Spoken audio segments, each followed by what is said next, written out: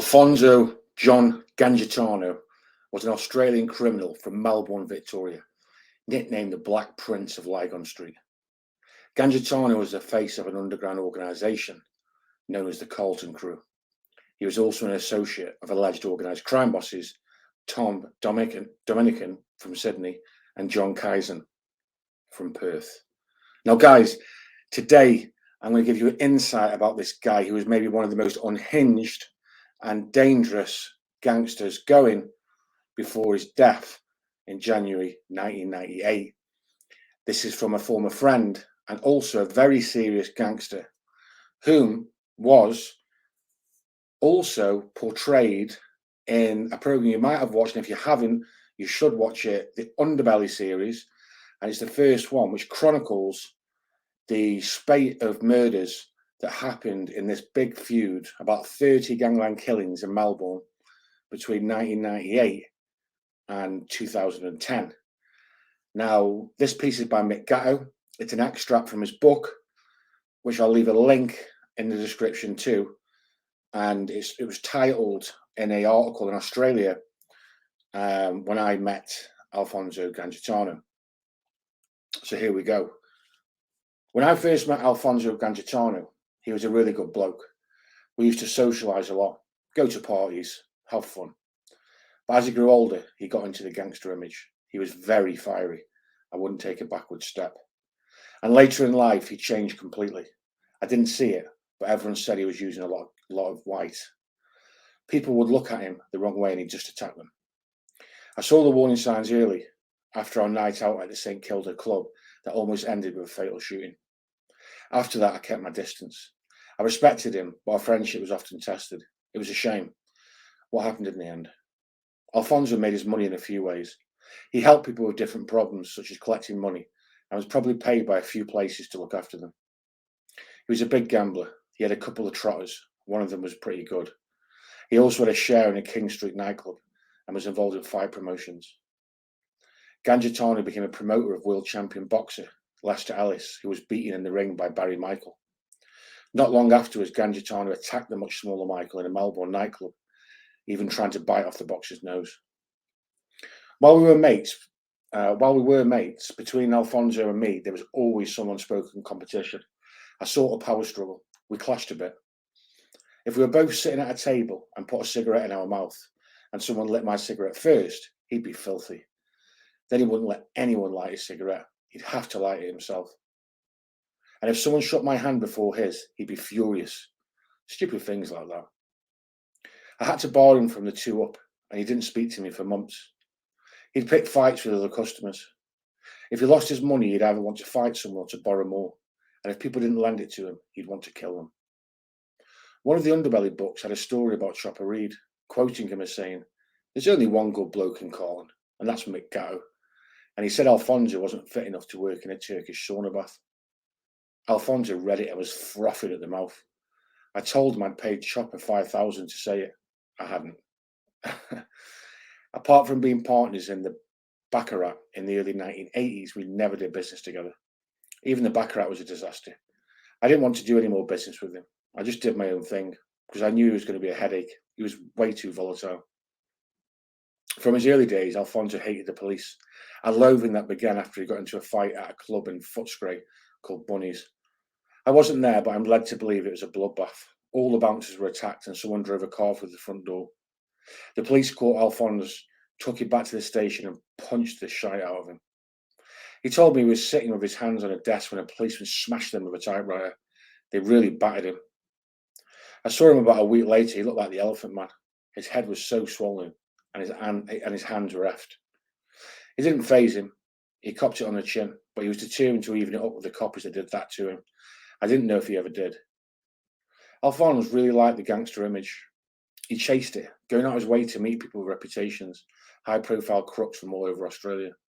He was quite friendly with Chris Flannery, a hitman who made his reputation in Sydney in the 1980s, before disappearing, presumed murdered, in May 1985. He actually bashed Flannery one night. Alfonso developed a fearful reputation, although some of the stories about him weren't true. One day at the Joker Ball, everyone was drunk, having a good time, and this Turkish bloke played up and did the wrong thing. and he copped it in the kneecap. Alfonse was blamed for that, but he didn't do it. Someone else shot the Turk. Once Alfonse shot someone in the leg, a pommy bloke, a standover man that Alfonse was having a power struggle with.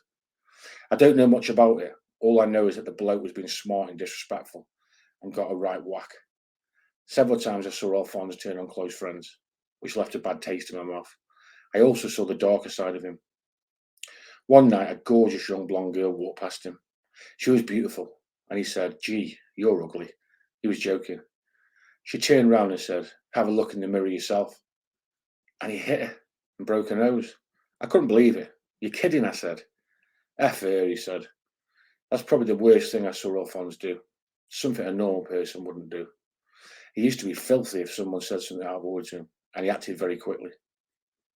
A few days before Christmas in 1995, we were at a restaurant in Carlton. There were 30 or 40 people there, including the boys from Perth. Alfonse came in with his crew and started drinking. I wasn't really talking to him at the time, so I said hello and left. I didn't want to stay, and that night Alfonse got into trouble at the sports bar in Melbourne's King Street with Jason Moran and another man. Gangitano attacked and injured 13 people. Moran was later recorded on a police listening device, saying that he had to shower to wash the blood off and that he'd started the fight. Moran was also taped saying about Alfonso, "He's effing Lulu. If you smash 5 pool cues and an iron bar over someone's head, you're effing Lulu." Gangitano was arrested at the scene, but Moran escaped. While police had some evidence against Moran, the case against Gangitano was stronger. One night in 1996, the bouncers at Monsoon's nightclub wouldn't let Alfonso in, and he threatened to kill them. Someone involved with the bouncers came to see me. They were pretty worried about it. Police pulled him over and they had a blue, and they charged him with threats to kill and God knows what. The police raided his house and hit him on the head with the butt of a shotgun. Towards the end, Alfonso went right off the rails. He was just mad. He got into fights a lot. People would say something and he just attacked them. I've never seen anyone else go off for no reason. And while he wouldn't have made a great prize fighter, he was pretty violent. He did his best to win. On 16th of January 1998, Gangitano was shot dead in his home in Templestowe in Melbourne's eastern suburbs. He was 40. Police believe the killer was Jason Moran, who put 3 bullets into Gangitano, who had been his friend after an argument. I found out early the next morning when someone rang me. In fact, people thought it was me who'd been killed because the radio was reporting a well-known underworld figure being shot in the eastern suburbs. It didn't take long to work out it was Alfonse. It came as a shock, but I knew it was going to happen one day. I had nothing against Alfonse, and if we fell out, we always finished up friends again, and we were mates until the day he died. Underbelly. I first heard about plans for the Underbelly television series from a Melbourne journalist who co-authored the books of the same name. Simon Westaway was cast to play my part, and we met over lunch at a Carlton restaurant. He was a good bloke and we had a chat. Afterwards, a couple of friends asked if I'd noticed what he was doing over lunch. "Whatever you did, he did," they said. "What do you mean?" "When you were picking your teeth with a toothpick the way you do, he was doing the same. When you drank, he grabbed a glass and drank the same way you do. He was trying to imitate you." I hadn't noticed. That afternoon, I made a few inquiries about Simon and discovered he was an ex-copper, which to me meant there was no way he could play my part. So that night I rang him. "Mate, is it true that you used to be a copper?" "Yeah, but it was 20 years ago." "Well, you can't play my part," I said. "You're from the other side of the fence." "I'm a good actor, Mick," he said. "I promise you, I'll make you proud." I wasn't convinced, but I thought about it overnight and decided it's really not up to me who plays my part. I knew there was a fair chance I could get him moved if I made a call, but I didn't make the call. The next morning I rang Simon. "Just do the best you can for me," I said. And he did a great job. He made me look very respectable and honourable, although I'm more happy-go-lucky bloke than he portrayed, and we ended up mates. Okay, guys, so that is an extract from Mick Gattos' book with Tom Noble. Okay, I'm going to leave a link, if I can find it, in the description for that. Now, if you want to know more about Mick Gatto is a good boxer, big guy, serious geezer from Melbourne, part of the sort of loosely affiliated with the Carlton crew, and obviously was friends with Gangitano for some time. Now, Mick Gatto himself is not shy of controversy. He ended up being charged with murdering a famous hitman, young man from the area, after an argument in the back of his kitchen.